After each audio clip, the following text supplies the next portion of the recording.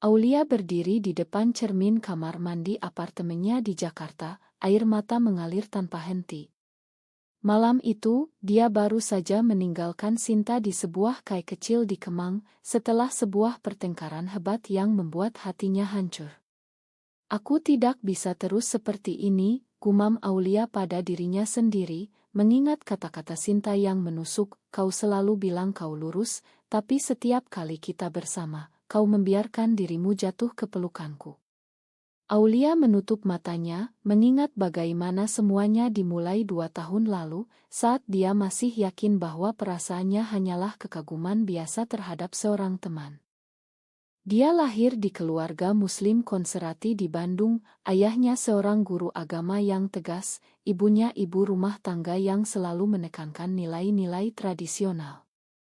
Sejak kecil, Aulia diajarkan bahwa pernikahan adalah antara pria dan wanita, bahwa cinta sejati hanya datang dari pasangan yang disetujui keluarga. Tapi di usia 23, saat pindah ke Jakarta untuk bekerja sebagai akuntan di sebuah perusahaan multinasional, dunia Aulia mulai berubah. Dia bertemu Sinta di sebuah acara seni di Galeri Nasional, di mana Sinta, seorang pelukis berbakat berusia 20 genap saat itu, sedang memamerkan lukisannya tentang perjuangan perempuan di masyarakat patriarkal. Sinta memiliki aura yang menarik, dengan mata hitam tajam dan senyum yang bisa melelehkan es. Mereka berbincang panjang malam itu tentang seni, kehidupan kota, dan mimpi-mimpi yang tertahan oleh norma sosial. Aulia merasa nyaman, seperti menemukan bagian dirinya yang hilang. Pertemuan demi pertemuan, mereka semakin dekat. Aulia awalnya menganggap itu persahabatan biasa, tapi saat Sinta menyentuh tangannya secara tak sengaja di sebuah bioskop, getaran aneh muncul di dada Aulia. Ini cuma imajinasi, katanya pada diri sendiri, tapi malam demi malam, mimpi tentang Sinta mulai menghantuinya. Keluarga Aulia mulai mendesaknya untuk menikah. Kakaknya, Rina, sudah menikah dan punya anak, menjadi contoh sempurna. Ayahnya sering menelepon, kapan kamu bawa calon suami pulang, Lia? Umurmu sudah 25, jangan sampai jadi perawan tua. Aulia tersenyum palsu setiap kali mendengar itu, tapi di dalam, dia panik. Dia mencoba berkencan dengan pria-pria yang dikenalkan teman, tapi setiap kali, rasanya hampa. Hingga suatu malam, setelah minum terlalu banyak di pesta ulang tahun teman, Aulia dan Sinta berakhir di apartemen Sinta. Mereka berpelukan, berciuman, dan untuk pertama kalinya, Aulia merasakan apa yang selama ini dia tolak, ketertarikan sejati pada seorang wanita. Pagi harinya, Aulia panik dan kabur. Dia mengirim pesan pada Sinta, "Ma, itu kesalahan. Aku lurus."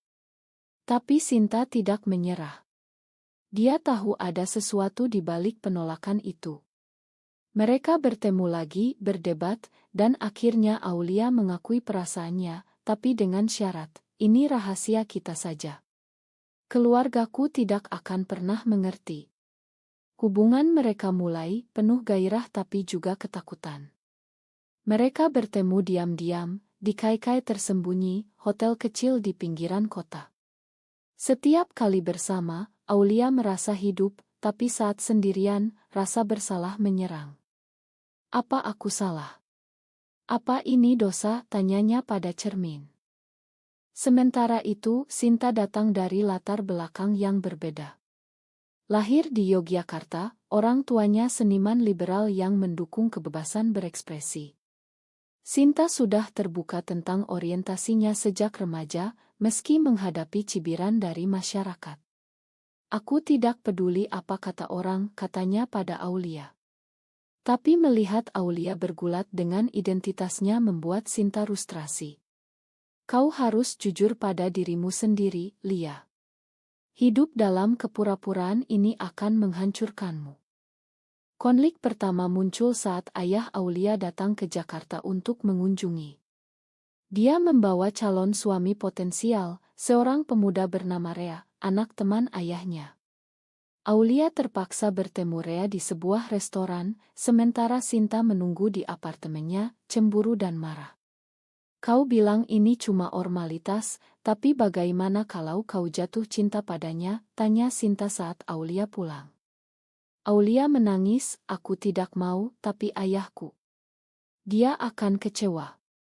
Malam itu, mereka bertengkar hebat. Sinta menuduh Aulia pengecut. Aulia membalas bahwa Sinta tidak mengerti tekanan keluarga. Tapi mereka berdamai, seperti biasa. Hubungan mereka semakin dalam, tapi retak mulai terlihat. Aulia mulai menghindari panggilan keluarga, berbohong tentang kegiatannya.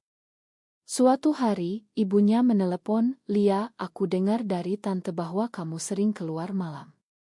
Jangan-jangan ada yang salah." Aulia gelagapan, "Tidak, Bu. Hanya kerja lembur." Tapi dalam hati, dia tahu kebohongan ini tidak bisa bertahan lama. Sinta, di sisi lain, mulai merasa lelah. Dia ingin hubungan yang terbuka, bukan sembunyi-sembunyi. "Aku cinta kamu, Lia, tapi aku tidak mau jadi rahasia selamanya." Aulia berjanji akan berubah, tapi deep down, dia takut kehilangan keluarga.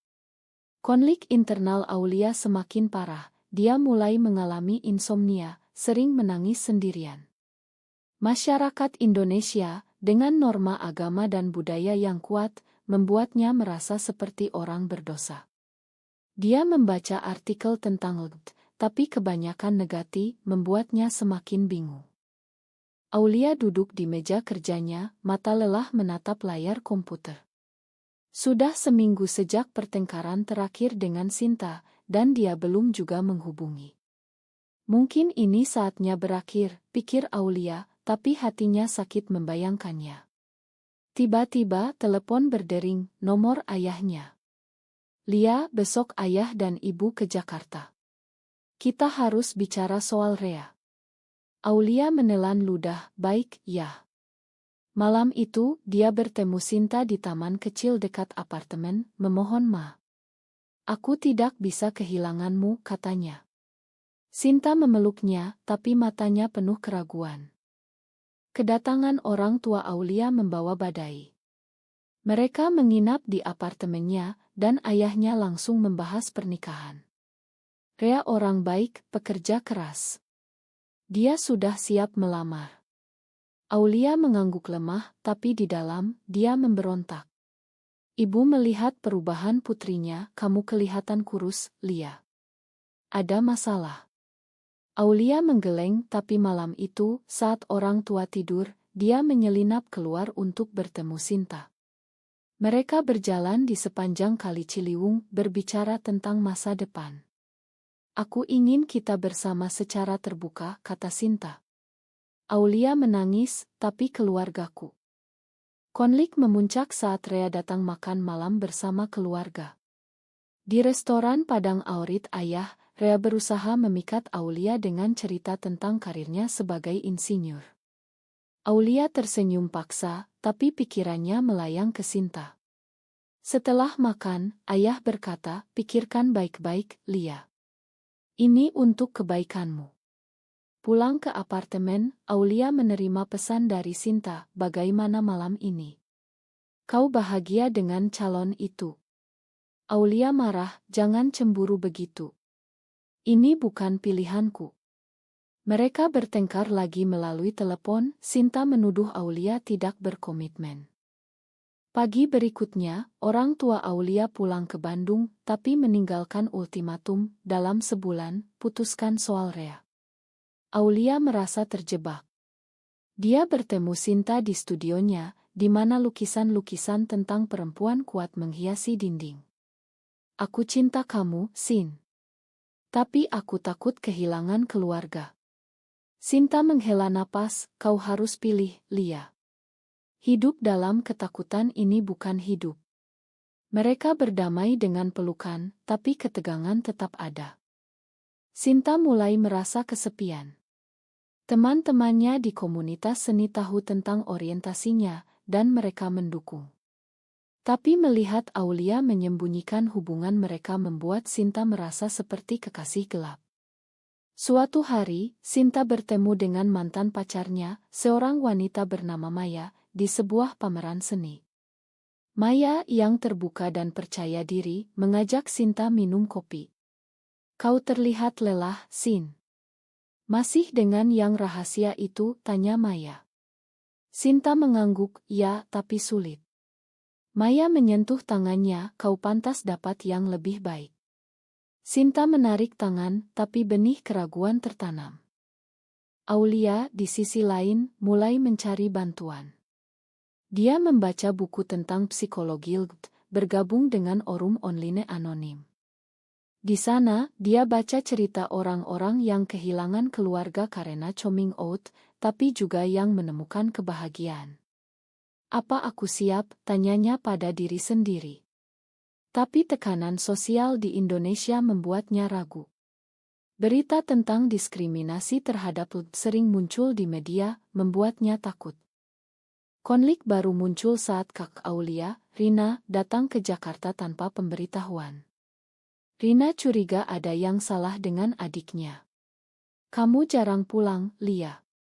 Dan kamu kelihatan gelisah." Aulia berbohong lagi, hanya stres kerja.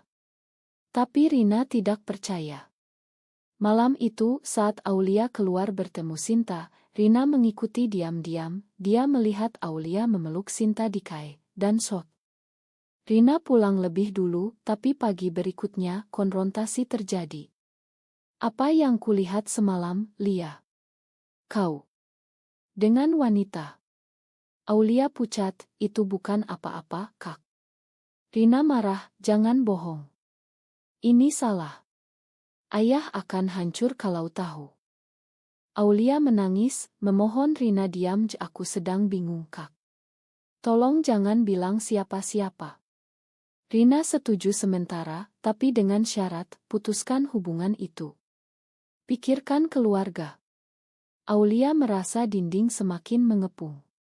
Dia bertemu Sinta, menceritakan kejadian. Sinta marah, "Keluargamu mengontrol hidupmu. Kapan kau akan berdiri sendiri?" Pertengkaran hebat terjadi, Sinta pergi meninggalkan Aulia sendirian di hujan deras Jakarta. Malam itu, Aulia duduk di balkon, memikirkan pilihan. Menerima Sinta berarti mungkin kehilangan keluarga, memilih Rea berarti hidup dalam kepalsuan. Rasa sakitnya semakin dalam, tapi dia tahu keputusan harus diambil. Sementara itu, Sinta bertemu Maya lagi, mencari hiburan. "Mungkin aku harus move on," pikir Sinta. Tapi cinta pada Aulia masih kuat. Aulia bangun dengan kepala pusing setelah malam tanpa tidur. Pesan dari Sinta belum ada, dan hati Aulia hancur. Dia memutuskan untuk bertemu Rina lagi, memohon pengertian. Di kai dekat kantor, Rina duduk dengan wajah tegang. "Lia, aku sudah pikirkan. Ini bukan normal di masyarakat kita. Kamu harus berhenti." Aulia menangis, "Tapi aku cinta dia, Kak. Ini bukan pilihan." Rina menggeleng, "Cinta? Ini godaan syaitan. Ayah akan mati kalau tahu." Kata-kata itu menusuk, membuat Aulia meragukan dirinya lagi. Sore itu, Aulia menelepon Sinta, meminta maaf. Mereka bertemu di pantai Ancol, angin laut meniup rambut mereka. "Aku tidak mau kehilanganmu," kata Aulia. Sinta memeluknya, "Tapi kau harus jujur pada keluarga." Mereka berjanji untuk kuat bersama, tapi Sinta menyembunyikan pertemuannya dengan Maya. "Ini cuma teman," katanya pada diri sendiri. Tapi saat Maya mengirim pesan genit, Sinta tidak langsung menolak. Tekanan dari keluarga meningkat. Ayah menelepon, "Rea sudah siap datang ke Bandung bulan depan. Kamu setuju?" Aulia gelagapan, "Saya pikirkan dulu, ya." Ayah marah, "Jangan buang waktu. Ini untuk masa depanmu." Aulia merasa tercekik. Di kantor, rekan kerja mulai bergosip tentang kehidupannya yang aneh, karena dia jarang bicara tentang pacar. Pasti dia lesbi, bisik salah satu, membuat Aulia paranoid. Sinta di studio melukis dengan marah. Lukisannya sekarang gelap, tentang perempuan yang terkekang. Maya datang berkunjung, membawa anggur. Kau butuh istirahat, Sin. Mereka minum, berbincang, dan dalam mabuk, Sinta mencium Maya. Pagi harinya, penyesalan datang. Apa yang kulakukan, gumam Sinta. Dia memutuskan untuk jujur pada Aulia. Bertemu di apartemen Aulia, Sinta mengaku aku bertemu Maya dan kami ciuman. Aulia shock, air mata mengalir. Kau khianati aku. Sinta menangis, Ma, aku lelah menunggu. Pertengkaran meledak. Aulia menuduh Sinta egois, Sinta balas bahwa Aulia yang pengecut. Kau selalu sembunyikan aku seperti aib, teriak Sinta. Aulia menangis histeris, karena aku takut. Masyarakat ini tidak menerima kita. Sinta pergi, meninggalkan Aulia hancur. Malam itu, Aulia minum sendirian, memikirkan pengkhianatan. Mungkin ini tanda bahwa aku harus berhenti. Tapi cinta masih ada. Rina menelepon, Lia, ayah curiga. Kamu harus putuskan. Aulia dalam kemarahan menceritakan pengkhianatan Sinta. Rina lega, bagus, ini kesempatanmu untuk normal. Tapi Aulia marah, normal. Ini bukan penyakit. Untuk pertama kalinya, Aulia membela dirinya. Rina terkejut, tapi tetap tegas, pikirkan konsekuensi. Sinta, di rumah, menyesal. Dia menelepon Maya, ini kesalahan. Aku cinta Aulia. Maya kecewa, kau pantas yang lebih. Sinta memblokir Maya, memutuskan untuk memperbaiki. Tapi Aulia tidak angkat telepon. Hari-hari berikutnya, Aulia menghindari Sinta, fokus pada kerja. Tapi mimpi tentang Sinta terus datang. Suatu hari, di kantor, bosnya memuji, tapi Aulia merasa hampa. Hidup tanpa Sinta bukan hidup. Konflik memuncak saat Rea datang ke Jakarta. Dia mengajak Aulia makan malam romantis di rooftop hotel.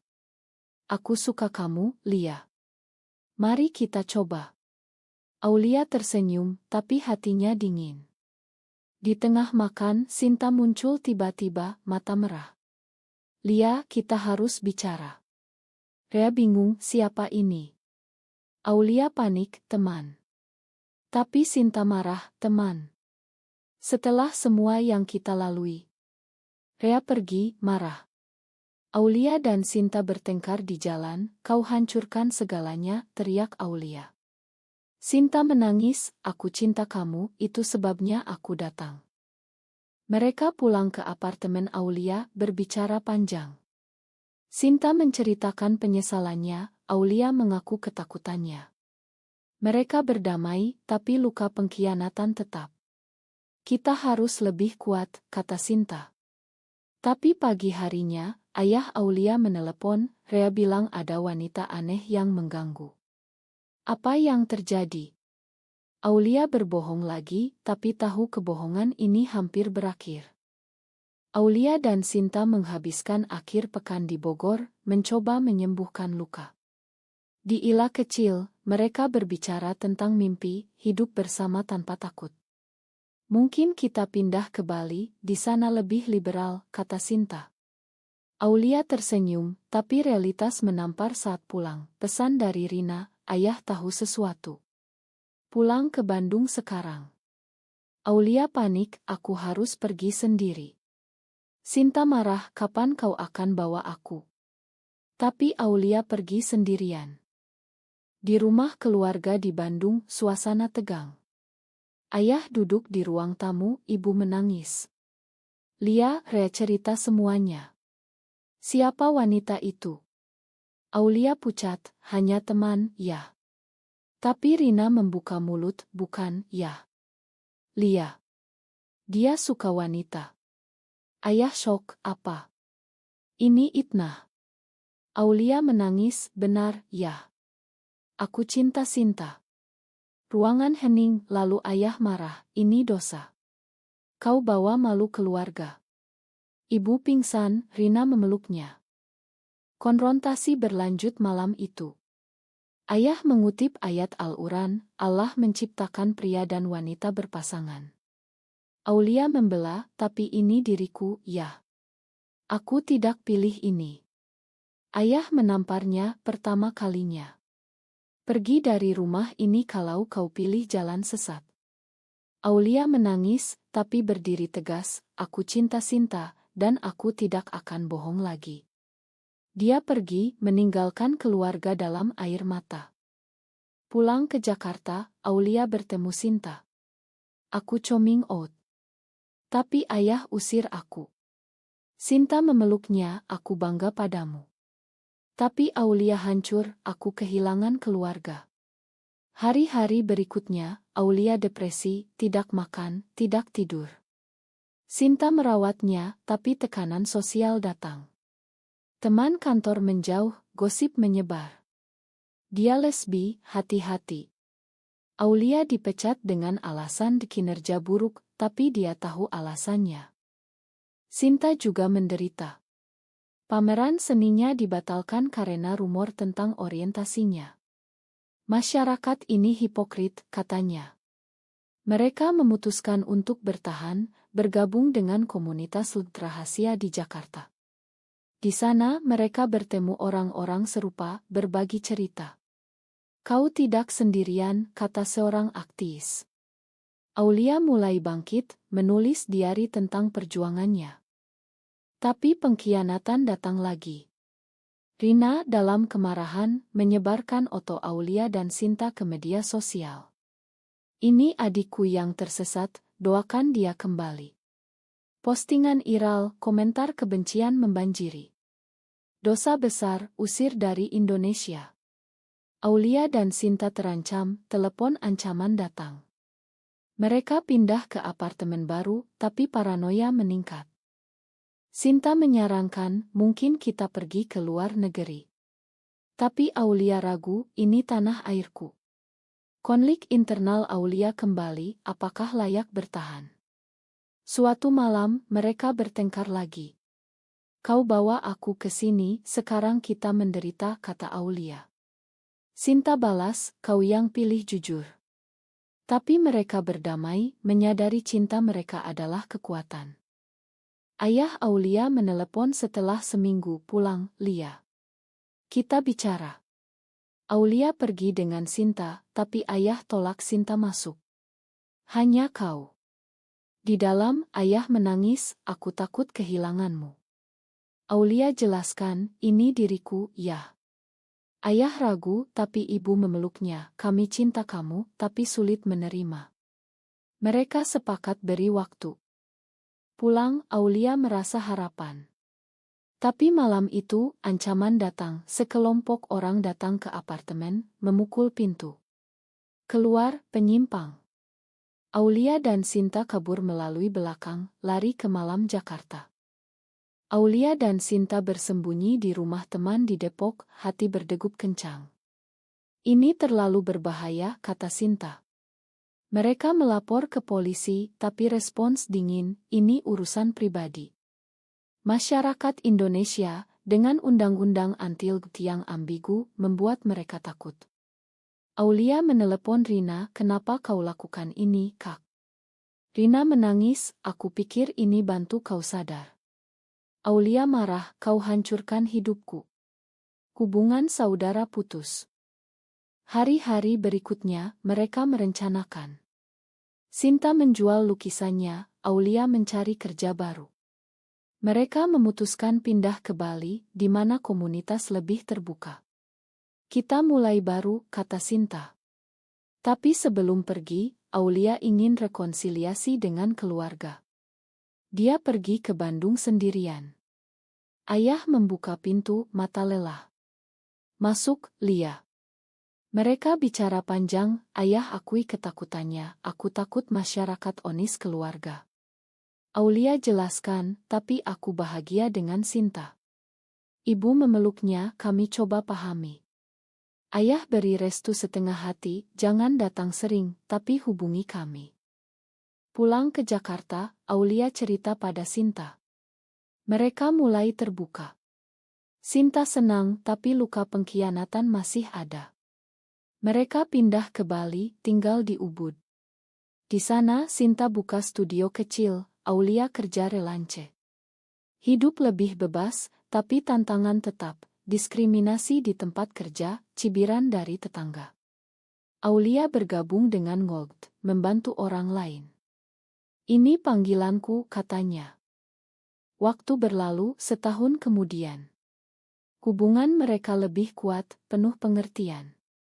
Tapi suatu hari, Maya muncul di Bali sebagai tamu pameran Sinta. Aku minta maaf atas dulu, kata Maya. Sinta tegas, aku dengan Aulia sekarang. Maya pergi, tapi benih keraguan muncul di Aulia, apa Sinta masih tergoda. Mereka bicara, membersihkan udara. Aku pilih kamu selamanya, kata Sinta. Klimaks datang saat ayah sakit. Aulia pulang ke Bandung dengan Sinta. Di rumah sakit, ayah melihat Sinta, ini dia. Aulia mengangguk. Ayah lemah, kalau dia buat kau bahagia, aku terima. Ibu menangis, Rina minta maaf. Keluarga mulai rekonsiliasi, meski lambat. Aulia merasa beban terangkat. Kembali ke Bali, Aulia dan Sinta merayakan ulang tahun hubungan mereka. Di pantai, mereka berjanji, apapun tantangan, kita bersama. Cerita mereka menjadi inspirasi di komunitas, meski masih ada yang menentang. Aulia menulis buku anonim tentang perjuangannya, membantu orang lain bangkit. Tapi di akhir, Aulia bertanya pada diri sendiri, apakah semua pengorbanan ini layak? Kehilangan teman, pekerjaan, hampir keluarga. Tapi melihat Sinta tersenyum, dia tahu jawabannya. Cerita ini tentang pilihan, pengkhianatan, dan kebangkitan. Apakah mencintai seseorang dengan tulus berarti harus mengorbankan segalanya, atau adakah jalan tengah di masyarakat yang penuh prasangka? Apakah keputusan Aulia untuk jujur pada dirinya sendiri adalah benar, meski menyakiti orang-orang terdekatnya?